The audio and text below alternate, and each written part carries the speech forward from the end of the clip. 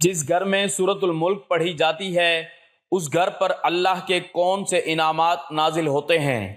سورۃ ملک پڑھنے کے ایسے زبردست فائدے کہ جان کر آپ بے ہوش ہو جائیں گے۔ بسم اللہ الرحمن الرحیم۔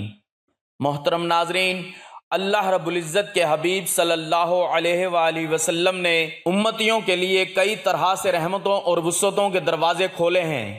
احادیث مبارکہ کا مطالعہ کرنے سے پتہ چلتا ہے بظاہر چھوٹی چھوٹی نیکیوں پر بڑے بڑے ثوابوں کی بشارتیں ہیں۔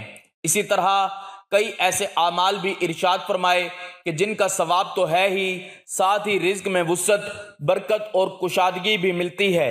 اسی طرح قرآن پاک کی ایک چھوٹی سی آیت ہے، اگر اس آیت کو بتائے گئے طریقے کے مطابق پڑھ لیں تو اللہ کے فضل و کرم سے آپ کو دولت ملے گی، یعنی کہ اللہ پاک آپ کے لیے ایسے اسباب پیدا کر دے گا کہ آپ کی ہر پریشانی دور ہو جائے گی اور ہر خواہش پوری ہو جائے گی۔ اس آیت کے کمالات دیکھ کر آپ لوگ خود حیران رہ جاؤ گے، غیب سے دولت والے ہاتھ آپ کے پاس آ جائیں گے۔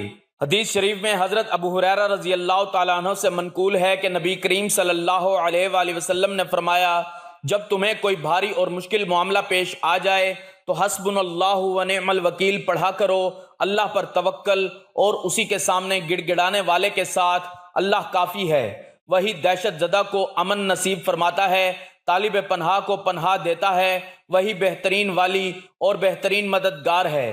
لہٰذا جو بھی اسے اپنا والی بنائے اسی سے مدد طلب کرے، اسی پر توکل ہو اور مکمل طور پر اسی کی طرف یکسو ہو جائے تو اللہ بھی اس کا والی بن کر اس کی مکمل حفاظت فرماتا ہے۔ جو صرف اللہ سے ڈرے اور تقوی اختیار کرے اسے ہر دشت و ڈر سے امن فراہم کرتا ہے اور اس کی ضرورت کے مطابق ہر مفید چیز مہیا کرتا ہے۔ حسبنا اللہ و نعم الوکیل، ہمیں اللہ ہی کافی ہے اور وہ بہترین کار ساز ہے۔ حضرت ابن عباس رضی اللہ تعالیٰ عنہ کا بیان ہے کہ حسبنا اللہ و نعم الوکیل کا کلمہ حضرت ابراہیم علیہ السلام نے اس وقت کہا تھا جب انہیں آگ میں ڈالا گیا تو اللہ تعالیٰ نے آگ کو ٹھنڈک اور سلامتی والی بنا دیا، اور یہی کلمہ حضرت محمد صلی اللہ علیہ وآلہ وسلم نے اس وقت کہا تھا جب کفار نے آپ کے مقابلے میں لشکر جرار تیار کیا تو ان سے ڈرو، مگر اس سے آپ کے ایمان میں اور بھی اضافہ ہو گیا، اور آپ نے فرمایا کہ ہمیں اللہ کافی ہے اور وہ بہت اچھا کار ساز ہے۔ ناظرین، اللہ پاک جب کرم کرتا ہے تو انسان کی عقل دنگ رہ جاتی ہے، اور معجزے کرنے والی ذات صرف اللہ کی ہی ہے۔ بس ہمیں ہر نعمت پر شکر ادا کرنا چاہیے۔ ایسا بھی دیکھا گیا کہ یہ جو مجرب وظیفہ آپ کو بتانے لگا ہوں، جس کو یہ وظیفہ بتایا گیا تو فوری طور پر ان کی غیب سے مدد ہوئی۔ یہ مجرب وظیفہ رزق اور دولت کے لیے جو آج آپ کو ویڈیو پر بتایا جائے گا، یقین مانیں اور یقین کیجئے کہ اس وظیفے کو پڑھنے والا کبھی ایسا نہیں ہوا کہ اس کی زندگی میں فوری طور پر پیسہ نہ آیا ہو، فوری طور پر اس کو دولت، فوری طور پر اس کو رزق نہ ملا ہو۔ ناظرین، اللہ پاک کی ذات پر یقین کرتے ہوئے آپ نے یہ وظیفہ پڑھ لینا ہے۔ جب آپ کے سامنے یہ ویڈیو آ جائے تو یہ وظیفہ آپ لوگ لازمی کیجئے گا۔ اپنے مشکل دنوں میں، اپنی پریشانی کے دنوں میں اس وظیفے کو لازمی پڑھیے گا۔ بڑی سے بڑی مرادیں ہوں، بیماریاں ہوں، تکلیف ہو، دکھ ہو، پریشانی ہو، بے اولادی ہو، رزق بند ہو چکا ہو، کاروبار بالکل نہ ہو، تو یہ وظیفہ آپ لوگ ایک مرتبہ کر کے ضرور دیکھیے گا۔ ہر پریشانی سے آپ کو انشاءاللہ فوراً چھٹکارا مل جائے گا۔ اگر قرض دار پریشان کر رہے ہیں تو اس کے لیے بھی یہ وظیفہ آپ لوگ میرے بتائے ہوئے طریقے سے لازمی کر لیجئے گا۔ بے حد آسان سا وظیفہ ہے۔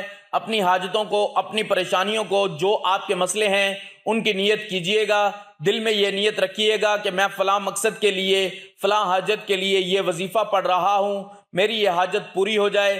پھر آپ لوگ یہ وظیفہ کر لیجئے گا۔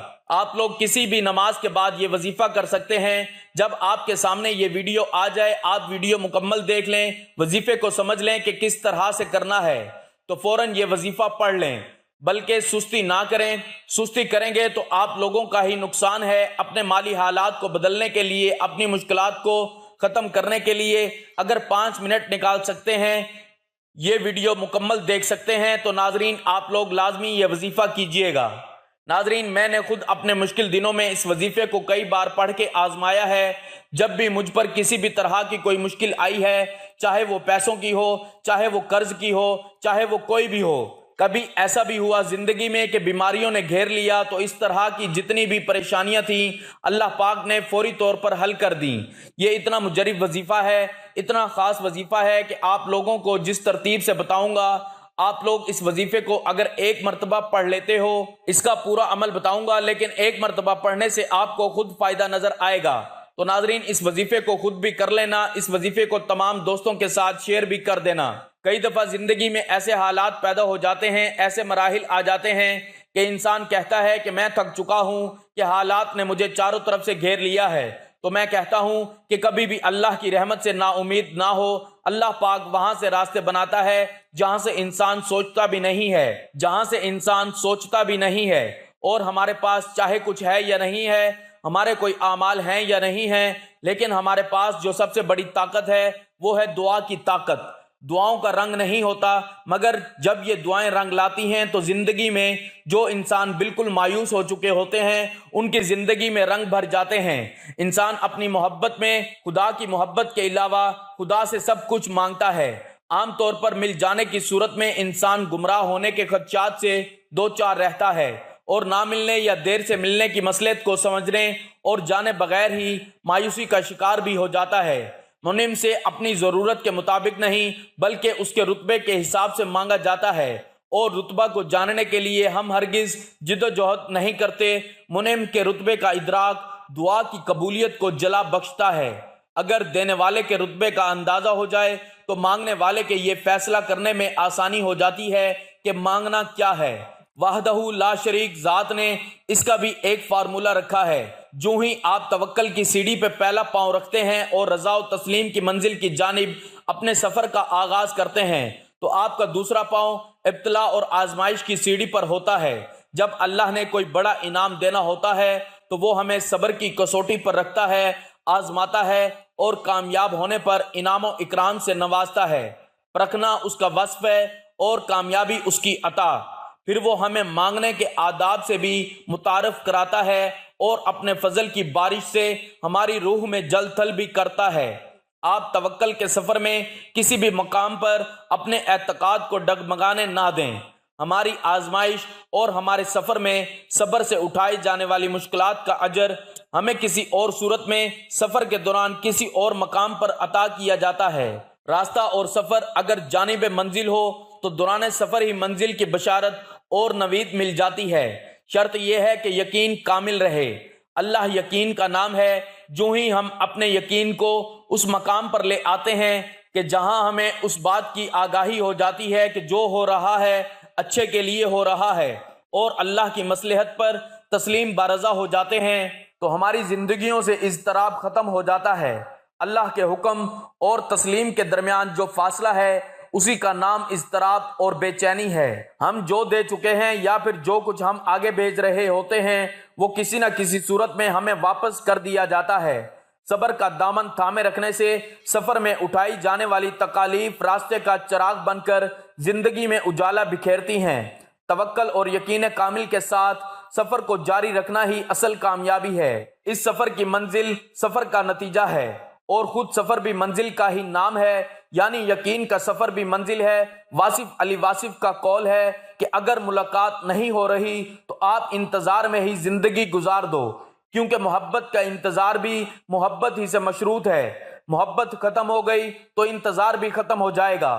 محبت کو زندہ رکھنے کے لیے انتظار کے دور سے گزرنا ضروری ہے۔ ذکر بغیر فکر کے ممکن ہی نہیں۔ دعا مانگتے ہوئے دعا کے مفہوم کو سمجھنا انتہائی ضروری ہے۔ دعا قبول نہ ہونے کی صورت میں ذات بے نیاز سے بے نیازی مایوسی کو جنم دیتی ہے۔ ہمیں دعا کی قبولیت پہ ضد نہیں کرنی چاہیے۔ کچھ دعاؤں کا قبول ہو جانا گھاٹے کا سودا بن جاتا ہے، اور راز پا لینے میں نہیں بلکہ عطا ہو جانے میں ہے۔ پا لینے میں ذمہ داری آپ کی اپنی ہو جاتی ہے، جبکہ عطا ہو جائے تو خیر ہی خیر۔ دعا اور قبولیت کے درمیان کا جو عرصہ ہے وہ محبت کا ہی دور ہوتا ہے۔ پھر عطا ہو جائے یا قبولیت کی منزل پر جاری سفر کی طوالت کو بڑھا دیا جائے، محبت کا قائم رہنا ہی یقین کامل کہلاتا ہے۔ ایمان اور اعتقاد کا اندازہ دعا کی قبولیت سے نہیں بلکہ دعا کے قبول نہ ہونے سے لگایا جاتا ہے۔ لینے والے کی محبت دینے والے کی عطا سے مشروط ہے، تو اسی لیے ہمیں اپنے رب سے دعا گو رہنا چاہیے اور کسی بھی صورت میں نا امید نہیں ہونا چاہیے، کیونکہ دعا مانگنے سے اللہ پاک ان کے لیے وسائل بھی پیدا کر دیتا ہے، اللہ پاک ان کی مشکلات بھی ختم کر دیتا ہے۔ اسی لیے بار بار یہی سوچا کرو اور یہی خیالات رکھو کہ جب بھی دعا مانگو تو اپنی اوقات دیکھ کر نہیں بلکہ رب کی شان دیکھ کر مانگا کرو، اپنے اللہ سے مانگا کرو۔ اللہ تعالیٰ پر توکل کرنے کے بارے میں ارشاد ہے کہ پس اے محبوب آپ ان سے رخ انور پھیر لیجئے اور اللہ پر بھروسہ رکھیے، اور اللہ کافی کارساز ہے۔ جو کوئی اللہ پر توکل کرتا ہے تو اللہ اس کے جملہ امور کا کفیل ہو جاتا ہے۔ بے شک اللہ بہت غالب بڑی حکمت والا ہے، اور اللہ کے دامن کو مضبوطی سے تھامے رکھو، وہی تمہارا مددگار و کارساز ہے۔ پس وہ کتنا اچھا کارساز ہے اور کتنا اچھا مددگار ہے، اور اللہ پر بھروسہ جاری رکھیے، اور اللہ ہی کارساز کافی ہے۔ جو اپنی زندگی میں پیسوں کی وجہ سے، دولت کی وجہ سے شدید پریشان رہتے ہوں تو ہاتھ پہ ہاتھ رکھ کر بالکل نہ بیٹھیں۔ یہ وظیفہ، یہ عمل جو بتانے لگا ہوں، اس کو کسی بھی وقت پڑھ لیں، نہ وقت کی کوئی پابندی ہے اور نہ ہی جگہ کی۔ آپ جہاں کہیں بھی ہوں آپ یہ وظیفہ پڑھنا شروع کر دیجئے، لیکن یہ وظیفہ آپ گھر میں پڑھ لیں، دکان میں پڑھ لیں، جہاں موجود ہوں وہاں بیٹھ کر یہ وظیفہ پڑھ لیں۔ سب سے پہلے آپ لوگ اپنی نیت کو، جس حاجت کے لیے یہ وظیفہ پڑھ رہے ہیں اس کی نیت کر لیں۔ مثال کے طور پر آپ بیمار ہیں تو یہ نیت کر لیں کہ یہ میری بیماری ختم ہو جائے، اس کے لیے میں یہ وظیفہ پڑھ رہا ہوں یا پڑھ رہی ہوں۔ یا آپ کے اوپر قرض ہے تو آپ یہ نیت کر لیں کہ میرا قرض اتر جائے، اس کے لیے میں یہ وظیفہ پڑھ رہا ہوں یا پڑھ رہی ہوں۔ یا آپ کو کوئی بڑی رقم چاہیے ہو فوری طور پر تو آپ یہ نیت کریں کہ مجھے اتنی رقم مل جائے، اس کے لیے میں یہ وظیفہ پڑھ رہا ہوں یا پڑھ رہی ہوں۔ آپ کا جو کوئی بھی مسئلہ ہو آپ اس کی نیت کر لیں۔ اب آپ لوگ سب سے پہلے نیت کرنے کے بعد درود پاک پڑھ لیں، 3 مرتبہ کوئی بھی درود پاک پڑھ لیں جو آپ کو یاد ہو۔ درود ابراہیمی پڑھ لیں، یا صلی اللہ علیہ وآلہ وسلم پڑھ لیں، یا صلی اللہ علی محمد پڑھ لیں۔ 3 مرتبہ یا 7 مرتبہ درود پاک جیسے ہی پڑھ لیں، 1 مرتبہ ثواب کے طور پر میرے ساتھ بھی پڑھ لیں۔ اللہم صلی علی محمد وعلی آل محمد کما صلیت علی ابراہیم وعلی آل ابراہیم انک حمید مجید۔ اللہم بارک علی محمد وعلی آل محمد کما بارکت علی ابراہیم وعلی آل ابراہیم انک حمید مجید۔ درود پاک پڑھنے کے فوراً بعد آپ لوگوں کو جو وظیفہ پڑھنا ہے، اگر آپ لوگ اپنے ہاتھوں میں ایک تسبیح کو پکڑ لیتے ہیں تو زیادہ بہتر ہے۔ اپنے ہاتھوں میں ایک تسبیح پکڑ لیں اور سب سے پہلے 11 مرتبہ حسبنا اللہ ونعم الوکیل پڑھنا ہے۔ سب سے پہلے یاد رکھیے گا جو ترتیب بتا رہا ہوں تعداد بالکل بھی کم یا زیادہ نہ ہو، اپنی طرف سے آپ کو بالکل بھی تعداد میں کمی بیشی نہیں کرنی۔ درود پاک پڑھنے کے بعد سب سے پہلے 11 مرتبہ حسبنا اللہ ونعم الوکیل پڑھنا ہے۔ اس کے فوراً بعد آپ لوگوں کو سورۃ الملک پڑھنی ہے۔ سورۃ ملک پڑھ لیں۔ سورۃ ملک پڑھنے کی بہت سی فضیلت اور برکات ہیں۔ اللہ تعالیٰ نے انسان کی ہدایت کے لیے قرآن کریم نازل فرمایا، اس میں بعض آیات اور صورتیں ایسی ہیں جن کے احادیث مبارکہ میں بہت فضائل ذکر کیے گئے ہیں۔ انہی میں ایک سورۃ الملک بھی ہے جو 29ویں پارے کی ابتدا میں موجود ہے۔